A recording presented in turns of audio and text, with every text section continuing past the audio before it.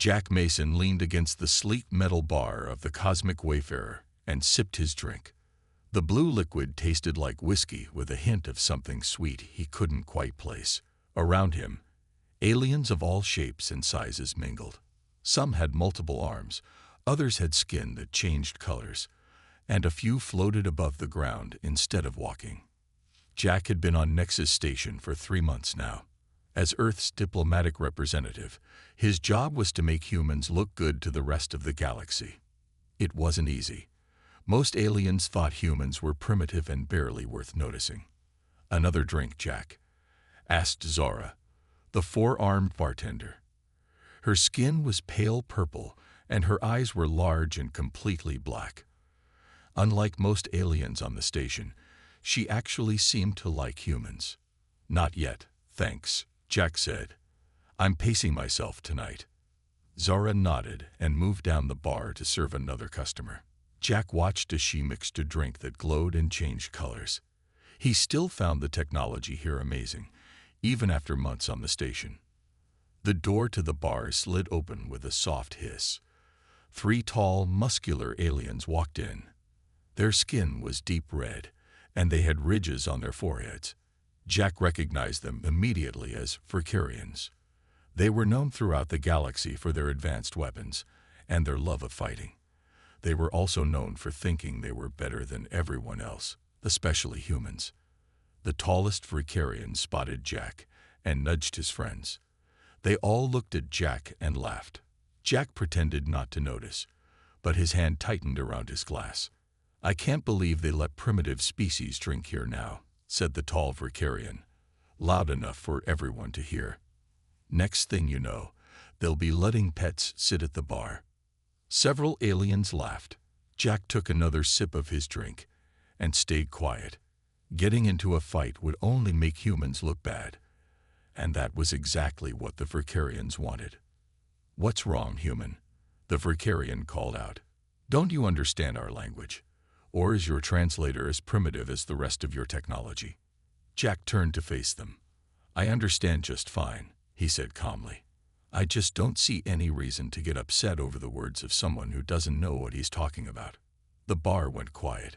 No one spoke to Valkyrians that way. The tall Valkyrian pushed through the crowd until he stood right in front of Jack. Up close, he was even more intimidating. He stood almost 7 feet tall, and his muscles bulged under his uniform. A complex-looking weapon hung at his side. "My name is Drac," he said. "I am a warrior of the Valkyrian Empire. I have fought in battles across 3 star systems. What battles have you fought in, human, with your primitive weapons?" Jack had served 10 years in the Marines before becoming a diplomat. He had fought in places most people on Earth had never heard of, but he wasn't here to brag about his past. "This isn't a battlefield," Jack said. "It's a bar. I'm just here to have a drink, same as you." Drac snorted. "Humans, always avoiding a challenge. Your species only got into space because the Altarians took pity on you and gave you faster-than-light technology. Without their help, you'd still be stuck on your little blue planet, playing with your primitive toys." Jack took another sip of his drink. "Maybe so, but we're here now, and we're not going anywhere." "We'll see about that," Drac said. He leaned in closer. "The Galactic Council made a mistake letting humans join. Some of us plan to correct that mistake." With that, Drac turned and rejoined his friends. They took a table in the corner, still glaring at Jack. Zara came back over. "You okay?" she asked. Jack nodded. "Fine. Those guys are all talk." But as he watched the Valkyrians whispering and looking his way, Jack wasn't so sure. Something told him this was just the beginning of his problems with the Valkyrians. And on a station thousands of light years from Earth, he was very much alone. Jack returned to the bar the next evening. He needed to stay visible to show the aliens that humans wouldn't be intimidated. Zara nodded to him as he took his usual seat. "You're brave coming back so soon," she said, sliding his favorite blue drink across the counter. "Or stupid," Jack replied with a small smile, still trying to figure out which. The door to the bar opened, and Jack tensed, expecting Drac and his friends. Instead, a human woman walked in. She had short brown hair and wore the same type of diplomatic uniform as Jack. He recognized her as Lisa Daniels, another representative from Earth.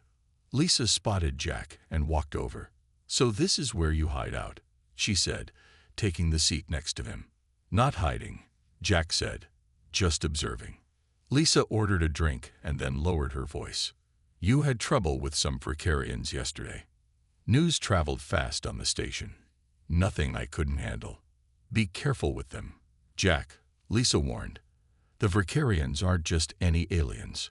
They hold a lot of power in the Galactic Council, and they really don't like us." "I noticed," Jack said dryly. "It's worse than you think," Lisa continued. "The Fricarian who confronted you. That was Drac, right? He's not just any soldier. Word is, he's the son of Commander Krell, one of their highest-ranking military officers." Jack felt a chill run down his spine. "And why should I care who his daddy is?" "Because," Lisa said, "Commander Krell just arrived on the station this morning, with a full squad of elite Fricarian troops." Before Jack could respond, the door opened again. This time, 6 Fricarians entered. 5 of them were clearly soldiers, with their red skin, muscular bills, and weapons at their sides. But the one in the middle was different. He was older, with gray streaks in his dark hair. His skin was darker red than the others, almost maroon. The ridges on his forehead were more pronounced, with intricate patterns carved into them.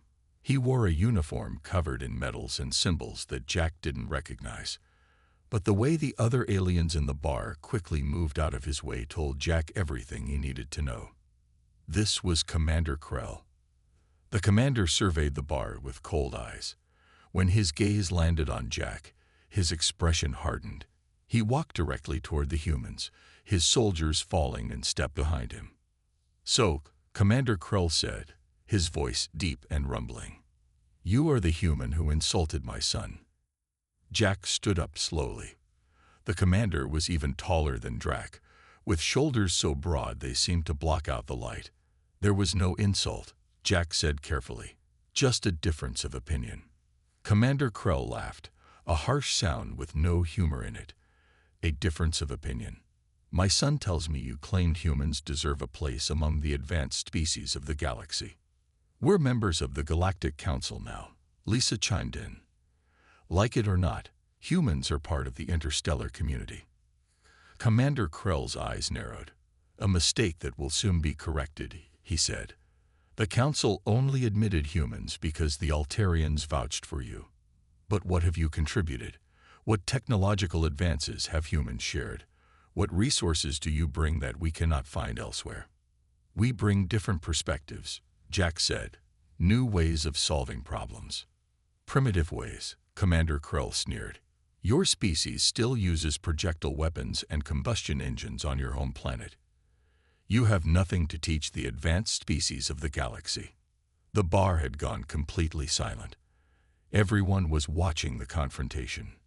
"Maybe not," Jack said, "but we're quick learners." Commander Krell stared at Jack for a long moment. Then he smiled, showing teeth that were surprisingly sharp. "We shall see," he said. "We shall see just how quickly humans learn their place." With that, he turned and walked out, his soldiers following behind him. The tension in the room eased slightly, but Jack could feel everyone's eyes on him. "That went well," Lisa muttered. Jack took a long drink. "What exactly does Commander Krell do in the Galactic Council?" Lisa grimaced. "He chairs the Committee on Species Advancement. They determine which species are advanced enough to have full voting rights." Jack closed his eyes briefly. "So the alien who hates humans the most is in charge of deciding if we're advanced enough to stay in the Council." "Exactly," Lisa said. "And from what I just saw, he's already made up his mind about us." For the next few days, Jack tried to avoid Commander Krell and his soldiers. He focused on his diplomatic duties, attending meetings and filing reports to Earth. But he could feel the tension growing on the station. Other aliens who had been friendly now kept their distance. Even Zara seemed nervous when he visited the bar. On the 5th day after Krell's arrival, Jack received an official message. It was marked with the seal of the Galactic Council. Jack read it twice, his heart sinking. According to the message, Commander Krell had formally challenged Earth's status in the Council. He claimed humans were too primitive to deserve full membership. To prove his point, he had proposed a demonstration of military technology. A representative from Earth would compete against a Vicarian warrior to show which species had more advanced weapons. Jack immediately called Lisa. "This is bad," she said when she saw the message. "The Vicarians excel at weapons technology. It's their specialty. Can't we refuse the challenge?" Jack asked. Lisa shook her head, not without looking weak. "The Council takes these cultural exchanges seriously. If we back down, Krell will use it as proof the humans don't belong." They were interrupted by another message. This one was from Earth's main ship in orbit around the station, the Northern Star. It was from Captain Ben Harris. "I heard about the challenge," the captain said. "Earth Command wants you to proceed. They think it's a chance to prove ourselves." "With all due respect, Captain," Jack replied, "we can't win this. Vicarian weapons are centuries ahead of ours." Captain Harris smiled. "Maybe. But we've been studying their technology since we joined the Council. We've learned a lot. And sometimes older technology has advantages they might not expect." Jack wasn't convinced, but he had his orders. The demonstration would take place in 2 days in the station's training arena. That evening, Jack went to the bar, hoping to clear his head. To his surprise, Commander Krell was there, sitting alone at a table. When he saw Jack, he gestured for him to come over. Warily, Jack approached. "Sit," Commander Krell ordered. Jack sat across from him, keeping his face neutral. "My son will represent the Vicarians in the demonstration," Krell said without preamble. "He is eager to prove human inferiority." "And I'll represent Earth," Jack replied. Krell's expression showed surprise. "You? Not a weapons specialist." "I served in the Marines before becoming a diplomat," Jack said. "I know my way around weapons." Krell studied him. "The demonstration will be fair. Drac will show the capabilities of our standard plasma rifle. You will show whatever weapon Earth considers its best. The Council members will judge which is superior." Jack nodded. "And if Earth's weapon proves to be effective, then you will have earned my respect," Krell said. "But that will not happen." As Jack left the bar, he wondered what weapon Earth could possibly send that would impress the Council.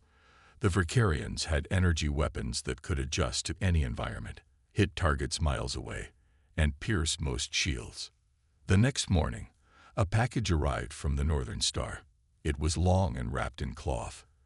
A note from Captain Harris came with it. "This might seem primitive to them, but sometimes old ways are best. My grandfather taught me to use one of these.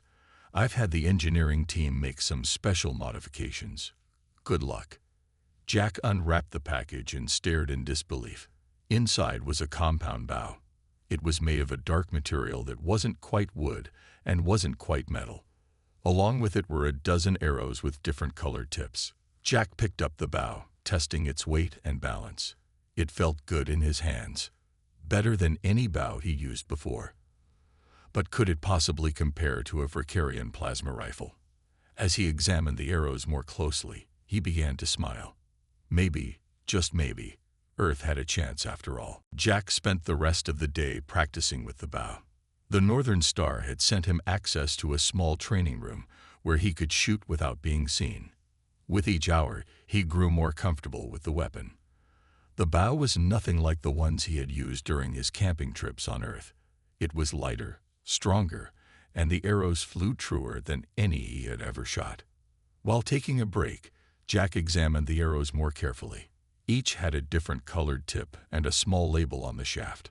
One red-tipped arrow was labeled EMP. Another with a blue tip said Splitter. A third with a black tip simply read Shield. Jack had a good idea what each might do, but he needed help to be sure. He called the Northern Star and asked for an engineer to join him. An hour later, A young man with messy blonde hair and grease-stained hands arrived. He introduced himself as Sam Kelly. Captain Harris said you might need some help understanding your new toy, Sam said with a grin. Jack handed him the bow. This doesn't look like any bow I've seen before. Sam nodded. Because it isn't. The frame is carbon nanotube composite, stronger than steel but lighter than aluminum. The string is a special polymer that won't stretch or break under normal conditions. And the arrows, he picked up the one with the red tip. These are the real magic. For the next 2 hours, Sam explained each arrow's function. The red EMP arrow would release an electromagnetic pulse on impact, disabling electronics. The blue splitter would separate into 6 smaller arrows mid-flight. The black shield arrow could penetrate energy barriers. There were others for smoke, light flashes, and even one that could curve around obstacles. The Verkarians think we're primitive because we still use physical projectiles, Sam explained. But that's actually our advantage. Their defenses are designed to stop energy weapons, not solid objects. And these arrows are anything but primitive. Jack practiced with each type of arrow until he felt confident. Still, doubts nagged at him. Would this be enough against Verkarian technology? That evening, Jack went to the bar one last time before the demonstration. He found Lisa already there, looking worried. Everyone's talking about the demonstration tomorrow, she said. The betting is heavily in the Verkarians' favor. What are the odds? Jack asked. 20 to 1 against you, Lisa replied. I put a week's pay on you, though. Jack smiled at her loyalty. You might lose that money. Maybe not, Lisa said. I did some research on Verkarian weapons. Their plasma rifles are impressive, but they have weaknesses. They leave energy signatures that can be tracked. They make noise, and they struggle with certain atmospheric conditions. Jack was about to respond when Commander Krell and Drac entered the bar, followed by their soldiers. They had a large case with them, which they placed on a table with great ceremony. Drac opened it to reveal a sleek, silver rifle with glowing blue lines running along its barrel. Behold, Drac announced to the bar, the V712 plasma rifle, the most advanced weapon in the galaxy. Aliens gathered around to admire it. The rifle was indeed impressive, with smooth lines and a futuristic design that made it look like something from hundreds of years in the future. Drac spotted Jack and smiled coldly. Perhaps the human would like to see what he will be facing tomorrow. Jack walked over and looked at the rifle. It was beautiful in a deadly way. Nice, Jack said. Does it come in adult sizes? A few aliens gasped at the insult. Drac's face darkened with anger. Enjoy your jokes now, human, he snarled. Tomorrow, no one will be laughing with you. As Jack walked away, he heard Zora call his name. He went to the bar where she was waving him over. Be careful tomorrow, she whispered. I've heard the Verkarians have never lost a technology challenge, and those who humiliate them tend to have accidents. Jack nodded his thanks for the warning. As he left the bar, he felt the weight of what was coming. Tomorrow wasn't just about a weapons demonstration. It was about humanity's place among the stars. The next morning, Jack arrived at the station's training arena an hour early. He wanted time to prepare himself mentally. The arena was a large circular room with high walls. One end had a series of targets at different distances. The other end had seating for spectators. Jack saw that these seats were already filling up. Word of the challenge had spread across the station. Jack warmed up by shooting a few regular arrows at the practice targets. Each arrow hit exactly where he aimed. The bow felt like an extension of his arm now. He was ready. At precisely the scheduled time, Commander Krell entered with Drac and their soldiers. Behind them came members of the Galactic Council, aliens from dozens of different species. Some looked like insects, others like reptiles or birds. All of them watched Jack with curiosity, and he thought, a hint of pity. Lisa slipped into the arena and stood near Jack. Half the station is here, she whispered. No pressure. Jack smiled despite his nerves. Thanks for the pep talk. An alien with blue skin and 6 eyes stepped forward. Jack recognized her as Counselor Xin, one of the more neutral members of the Galactic Council. "We are gathered for a demonstration of weaponry," Counselor Xin announced. "This is not a competition, but a cultural exchange." Her tone suggested she didn't believe her own words. Everyone knew this was a test of humanity's worth. "The Vricarian representative will demonstrate first," she continued. Drac stepped forward, holding his plasma rifle. He bowed to the council members, then turned to face the targets. "The V-712 plasma rifle is the pinnacle of Vricarian weapons technology," Drac announced. "It can adjust its output for any situation, from stunning a target to vaporizing it." Drac aimed at the first target and fired. A blue beam shot out, hitting the target dead center and burning a clean hole through it. Next, he adjusted a dial on the rifle and fired at a moving target. The beam curved slightly, following the target and hitting it perfectly. For his third demonstration, Drac fired at a target behind a shield. The beam changed color to green, passed through the shield as if it wasn't there, and hit the target. "Our weapons can adapt to any defense," Drac boasted. "They are silent when needed, powerful when required, and always precise." For his final demonstration, Drac put on a blindfold. The crowd murmured in surprise. He turned slowly, then fired 3 rapid shots. Each one hit a different target perfectly. "The targeting system connects directly to the user's brain," Drac explained, removing the blindfold. "I don't need to see to hit my target." The crowd applauded. Several council members nodded appreciatively. Commander Krell looked pleased and confident. "The human representative may now demonstrate," Counselor Xin said. Jack stepped forward, bow in hand, and quiver on his back. Laughter rippled through the crowd. Even some council members smiled at the sight of the primitive weapon. "Is this a joke?" One Vricarian soldier called out. "Did you forget to bring a real weapon?" Jack ignored the taunt. He faced the council members and spoke clearly. "This is a compound bow. Humans have used bows for thousands of years. This one has some modern improvements, but the basic design remains the same. Sometimes the old ways still have value." Drac snorted. "Primitive is primitive, no matter how you dress it up." Jack knocked a standard arrow and drew back the string. In one smooth motion, he released, sending the arrow flying into the center of the first target. It was a good shot, but nothing special compared to what Drac had shown. The crowd seemed unimpressed. Jack heard whispers and saw some aliens already starting to leave. They thought they had seen enough. "That's it," Drac laughed. "A stick with a point. This is humanity's great contribution to galactic weapons technology." Jack smiled calmly. "I'm just getting started." He reached back and selected an arrow with a blue tip. "Now, let me show you what this primitive weapon can really do." The crowd settled back down. Curious despite themselves, Jack drew the blue-tipped arrow and aimed at a target far across the arena. As the arrow flew, something unexpected happened.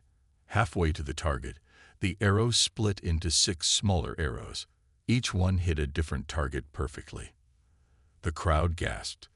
This was not what they had expected from a primitive weapon. The silence in the arena was complete. Even Commander Krell looked surprised. Drac's confident smile had faltered. Jack didn't give them time to recover. He selected an arrow with a red tip, the EMP arrow. He aimed at a target surrounded by electronic equipment and fired. When the arrow struck, a pulse of energy spread outward. All the electronics in that section of the arena went dark. "No energy signature before firing," Jack explained. "No way to detect it coming. And as you just saw, it can deliver an electromagnetic pulse on impact. Perfect for disabling enemy equipment without destroying it." The council members were now watching with interest. Jack continued his demonstration, selecting an arrow with a green tip next. "This one's my favorite," Jack said. He fired it at a wall to the side of the targets. Instead of sticking in the wall, the arrow curved in the air, making a complete turn and hitting a target from behind. Guided arrows, Jack explained. They can hit targets that aren't even in the line of sight. Murmurs of appreciation spread through the crowd. Jack was just getting started. He selected an arrow with a black tip next. Drac demonstrated how his rifle can penetrate shields, Jack said. Let's see how my primitive weapon handles the same challenge. A large energy shield was activated in front of a target. It glowed blue, similar to the shields used on ships and stations throughout the galaxy. Drac had penetrated a similar shield with his rifle by changing the energy frequency. Jack fired the black-tipped arrow. It passed through the shield as if it wasn't there and struck the target dead center.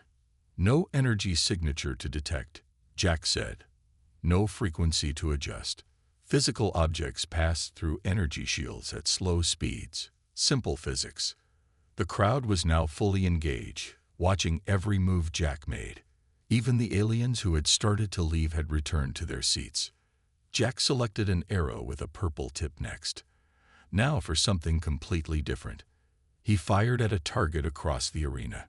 When the arrow hit, it released a cloud of dense smoke that quickly filled that section of the room. Smoke arrows, Jack explained, blocks vision, disrupts targeting systems, and can deliver other payloads like sedatives or irritants. Commander Krell was no longer smiling. Drac looked angry.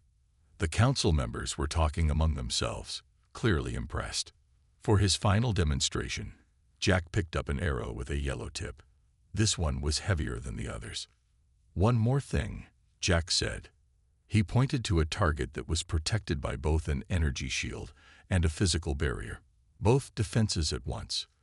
Let's see how we do. Jack drew back the bow and took careful aim. He released the arrow with a smooth motion. The arrow flew straight toward the target, passed through the energy shield, and then, just before hitting the physical barrier, it exploded in a small but intense flash of light.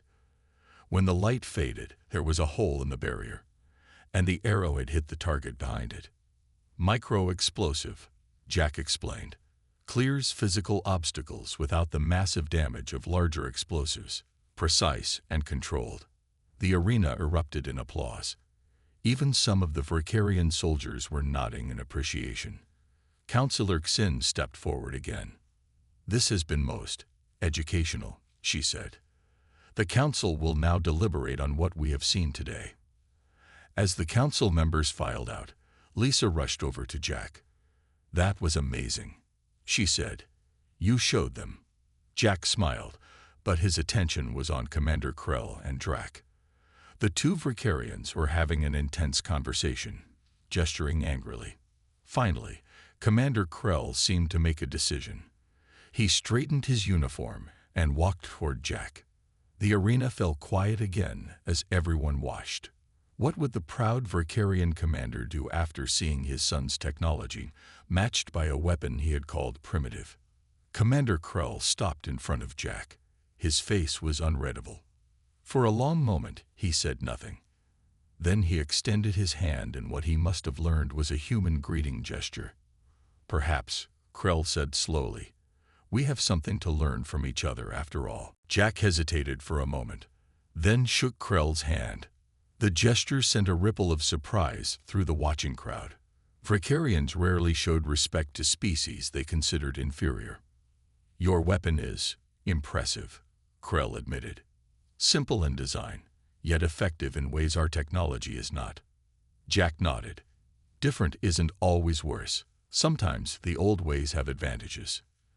The next day, the Galactic Council announced their decision. Humans would maintain their full membership status. More surprisingly, they created a new position, Technology Exchange Officer, and offered it to Jack. His job would be to help share innovations between species, focusing on finding valuable aspects of both old and new technologies. Word of the weapons demonstration spread quickly through the station. When Jack entered the Cosmic Wayfarer that evening, the bar fell silent.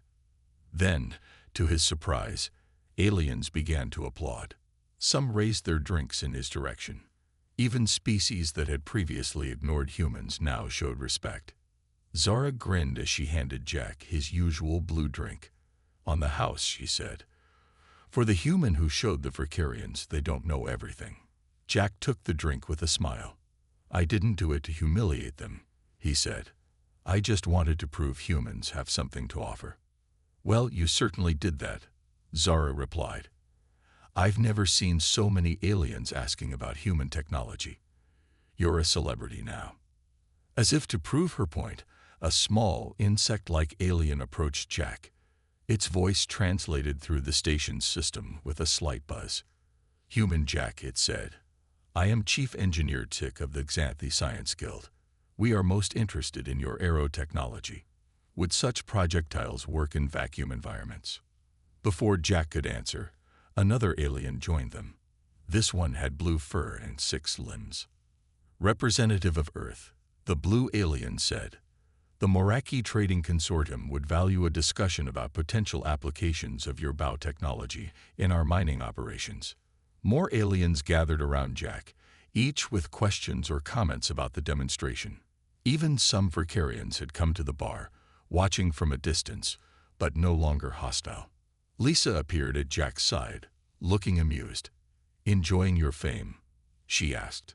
"It's not what I expected," Jack admitted. "The council is impressed," Lisa said. "They're already talking about technology exchange programs with Earth. Captain Harris, as requests are pouring in from various species wanting to learn more about our primitive technologies." Drac entered the bar, alone this time. He spotted Jack and walked over. The surrounding aliens moved aside, watching warily. "My father has returned to Fricarian space," Drac said. "He has recommended I stay here as our representative to the new technology exchange initiative." Jack nodded. "I look forward to working together." Drac hesitated, then continued. "I have been incorrect in my assessment of humans. Your bow showed me that advancement is not always about complexity." "High praise from a Fricarian," Jack said with a smile.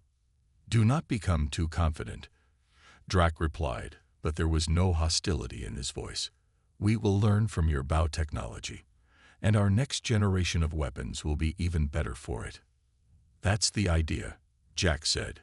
"We all learn from each other." Later that night, as the bar began to empty, Jack sat alone at a quiet table. Captain Harris called from the Northern Star. "You did good, Jack," the captain said. "Earth Command is pleased. The Council now sees us as valuable members, not just the new kids who got lucky." "All because of a bow and some fancy arrows," Jack said. "Sometimes the simplest solutions are the best," Harris replied.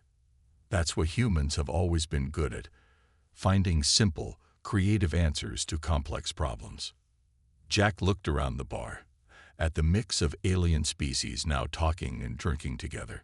Humans were part of this community now, truly accepted for the first time. "What's next?" Jack asked. "The galaxy's a big place," Captain Harris said. "And now they're listening to what we have to say. I'd call that a good start." Jack couldn't help but agree. Humanity had proven its worth with a weapon thousands of years old. It wasn't about having the most advanced technology. It was about using what you had in smart, unexpected ways. That was the human advantage. And now, the whole galaxy knew it.